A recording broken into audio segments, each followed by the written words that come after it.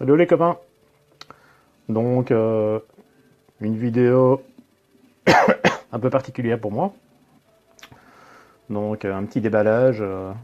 Je suis assez étonné. Donc j'ai passé commande, vous le savez, la semaine passée sur un site anglais, Eagle Miniatures. Et premier mail que je reçois me dit que le gars va traiter ma commande dans les 10 jours ouvrables. Bon, j'étais pas trop étonné puisque comme vous avez pu le savoir et comme vous le savez probablement quand on est passionné on le sait, samedi c'était Salute. Et donc je m'attendais bien à ce que finalement la commande soit pas traitée spécialement rapidement.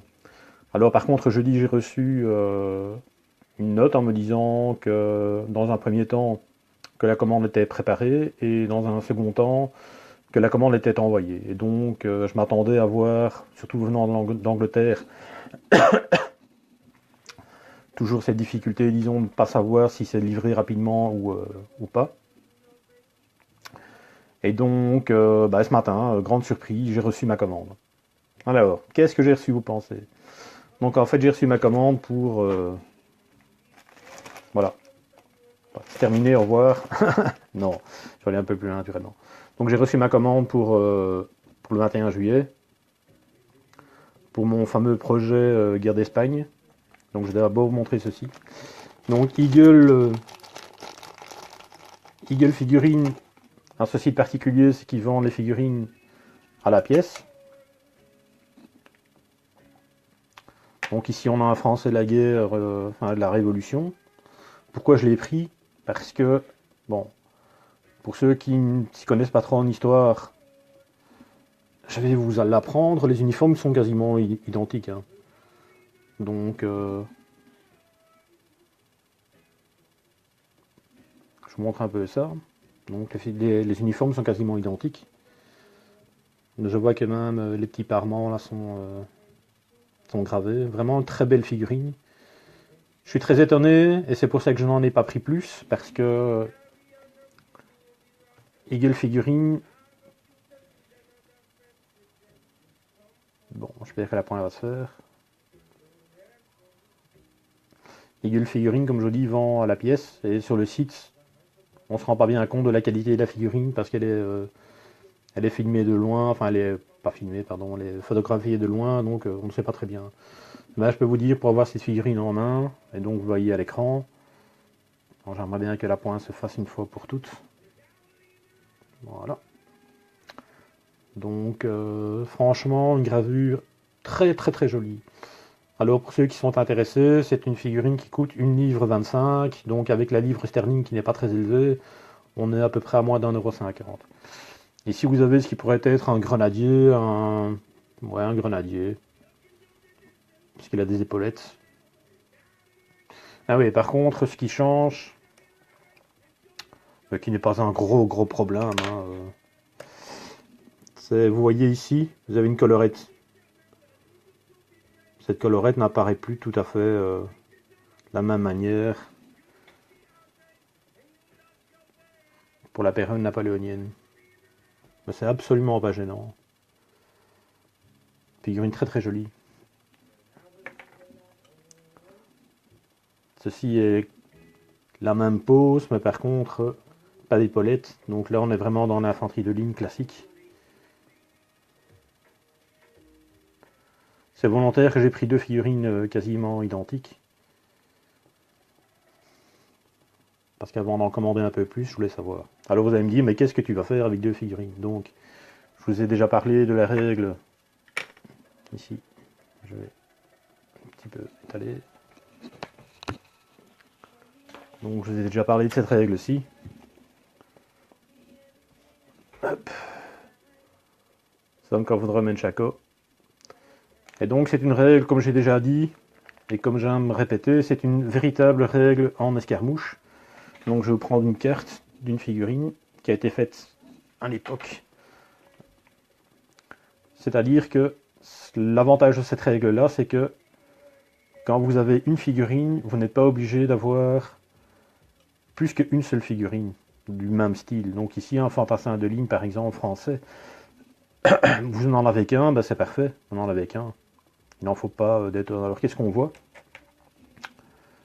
On voit la qualité, la combativité, le mouvement, enfin le déplacement, le coup en point, son armement, et alors les bonus, ou voire malus parfois, pour pouvoir toucher. Je vous parlerai un jour de cette règle, que je vous conseille vivement pour tous ceux qui aiment bien le jeu historique, mais qui ont un petit peu peur de se lancer. Donc si on le voit un plus petit, c'est vachement plus agréable.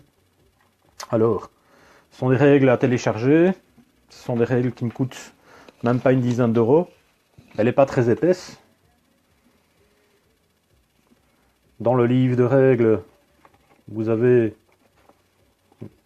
comme son nom l'indique, des règles. Vous avez par contre toute une liste d'armées, enfin toute une série de listes d'armées, pardon. Donc je prends un exemple, une armée française. Donc comment est-ce qu'on fait? On choisit un personnage, on a le choix. Un officier d'infanterie, vous voyez son nombre de points. La qualité, c'est pour l'activer. Ça, je vous montrerai un de ces jours, l'équipement qu'il a et la règle particulière qui l'accompagne.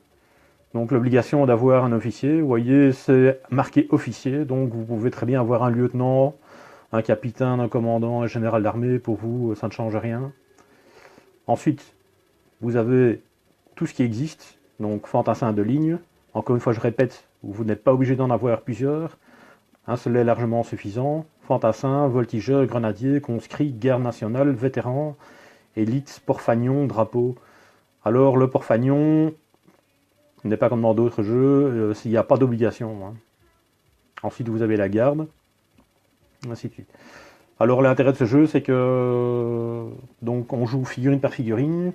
L'avantage d'avoir un officier ou un sous-officier, c'est que dans un certain rayon, il ramène une facilité pour l'activer. Mais je vous montrerai un jour comment ça fonctionne. Vous avez des scénarios également. Les règles sont très simples. Hein. Ça s'apparente un peu à une espèce de jeu de rôle. Voilà. Donc ensuite vous avez un petit supplément qui a été édité. Donc oui, j'ai oublié de préciser, ce sont des règles qui sont en français. Voilà. Hop. Même chose. Hein. Ici, l'avantage c'est qu'en fait, on peut mixer des... Ici, il y a des règles qui ont été rajoutées, comme par exemple, on peut mixer. Donc on peut prendre par exemple des Français avec des Hollandais belges, quoi que ce soit. Avec une particularité, c'est qu'un officier français qui veut commander des troupes qui ne sont pas françaises a des malus pour les activer. Enfin, on est très loin du déballage, il y a aussi une météo que j'ai pas utilisé. Enfin bon, bref, voilà. On est très loin du déballage. Donc, je vous ai présenté donc mes deux soldats français. Alors maintenant, je vais vous présenter le côté opposé, donc du côté espagnol. J'ai fait une petite découverte justement dans le supplément pour San Roman Chaco. C'est-à-dire qu'on avait des compatriotes qui ont été se battre en Espagne contre les Français. Donc, et c'est ce qu'ils appellent la guerre wallonne. Voilà. Alors moi, ce qui me surprend dans ces figurines, c'est que ces figurines sont très fines. Donc si je prends un exemple, fine mais compatible. Et morphologiquement plus proche du 28 mm. Donc là où je vous ai montré une figurine plastique Victrix. Figurine métal Victrix. Toujours pour le projet. Vous voyez, morphologiquement, elles sont assez différentes. Mais elles passeront très bien, puisque le gabarit, à part le gabarit, elles ont la même taille. Alors ici, vous avez une Perry. On se rapproche un peu plus de la morphologie Perry. Ici, c'est une figurine sur laquelle j'ai posé une tête de marin. Voilà, donc, pour revenir à ma commande, ceci est un officier de la guerre wallonne pour l'Espagne. Alors, juste avant de partir chercher mes médicaments, comme j'ai dit, et qu'il n'y aura pas de déballage de médicaments, c'est un petit peu rédhibitoire, pardon, sur un site qui parle de de figurines. Ce que j'étais un peu surpris, c'est que je m'attendais à avoir des couleurs un petit peu flashy ou un petit peu différentes. Et bon, bah, là, malheureusement, je me retrouve à encore aller repeindre du bleu avec du rouge. Donc, c'est un uniforme qui ressemble très très fort à une figurine, enfin, à un uniforme français de cette époque. Donc, n'hésitez pas, dites-moi ce que vous en pensez de ces figurines. Donc, je rappelle, hein, peu importe que ce soit un officier ou un homme de rang, elles sont à 1 livre 25. Elles sont livrées en quelques jours. C'est un très petit producteur, donc si je me trompe pas, ce monsieur qui s'appelle Ian McCulloch est lui-même le graveur, donc il grave, il fait les moules, il coule la figurine et il expédie lui-même. Donc alors par contre ce qu'il n'y a pas, c'est que vous n'avez pas, donc ici c'est le porte-étendard, ben, vous n'avez pas l'étendard. Alors est-ce que c'est bien grave? Ben non, je vais prendre une lance plastique quelque part qui traîne ou un bout de... Je crois que j'ai encore quelques bouts de laiton quelque part. Et le faire moi-même. Hein. Alors j'ai cherché après un étendard, j'ai trouvé sur un site espagnol, aussi par un petit producteur. J'ai trouvé donc le drapeau qui correspond. Alors la claque, hein. J'en ai pour 1,50 € de drapeau et j'en ai pour 6 € de frais de port. Donc je crois que je vais essayer de trouver une autre solution. C'est pas que je suis radin, mais j'ai un budget très restreint, donc d'un point de vue uniformologique, l'uniforme est bleu.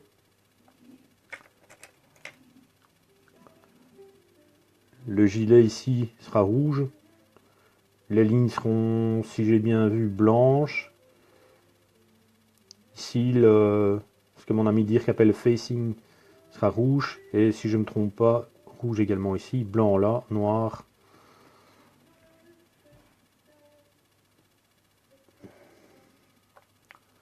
Personnellement, j'aime beaucoup ces figurines. Elles ont... Bon, j'ai pris 4 fois le même, donc je vais pas vous montrer 4 fois le même. Hein,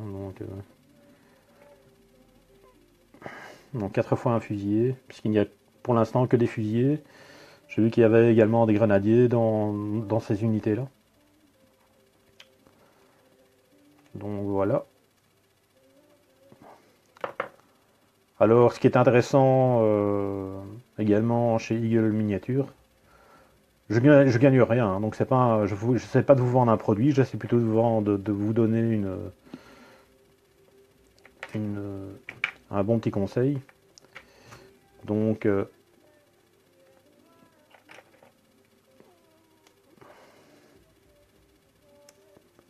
en termes de figurines, voilà, je vous remontre. Donc le 4 fantassin classique, le groupe de commandement, donc on a 7 figurines, plus les 2 français, donc ça fait 9, j'en ai pour un peu moins de 11 livres je crois, si mes souvenirs sont exacts. Et les frais de port pour ça en express, donc j'ai payé 3 livres 85, donc en tout j'en ai pour 14 € je pense. Donc envoyé en 3 jours. Personnellement je trouve que ça vaut vraiment la peine. Alors moi qui comptais, je vous l'ai dit, hein, enfin je l'ai dit hier, mais j'ai supprimé la vidéo parce que la vidéo n'avait aucun intérêt, elle était même plus vilaine, et elle desservait plus qu'autre chose, où j'ai présenté toute une série de figurines. Donc je comptais commander cette semaine quelques figurines chez les Perry pour avoir le côté espagnol, puisque je n'ai pas d'espagnol. Ici j'ai des portugais, je vais vous montrer. Donc j'ai des portugais.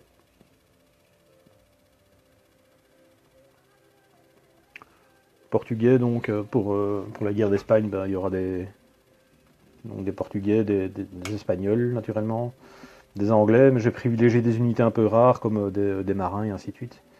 Alors ça c'était la première figurine que j'avais achetée chez... attendez, je vais mettre le flash, parce que je crois que c'est pas assez clair. Voilà, ça c'est la première figurine que j'avais achetée chez Eagle Miniatures, parce que c'est quasiment les seuls à faire ça, donc c'est des gendarmes.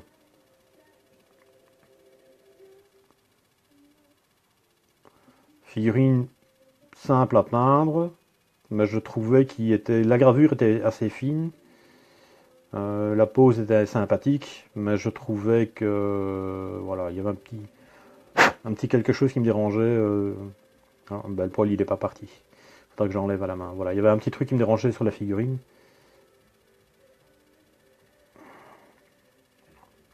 Et en final, je trouve que les nouvelles gravures, en tout cas, sont vraiment très très belles. Donc je répète, une livre 25 la figurine. Si vous achetez un cavalier, vous payez une livre 25 le cavalier, et je crois 2 livres le cheval, donc aux alentours de 3 livres 50. Ils sont compatibles avec les Perry, avec les Vitrix, sans aucun problème, sont mixables. L'avantage c'est que vous avez la figurine qui vous intéresse, pas une obligation d'acheter 6 figurines pour en avoir une. Donc voilà. Bah écoutez, je vais vous laisser, je passerai peut-être en live si vous avez envie pour faire un papotage un peu plus complet tantôt. Encore une fois, tout ça, ça dépend un peu de vous. Faites des petits commentaires, voilà.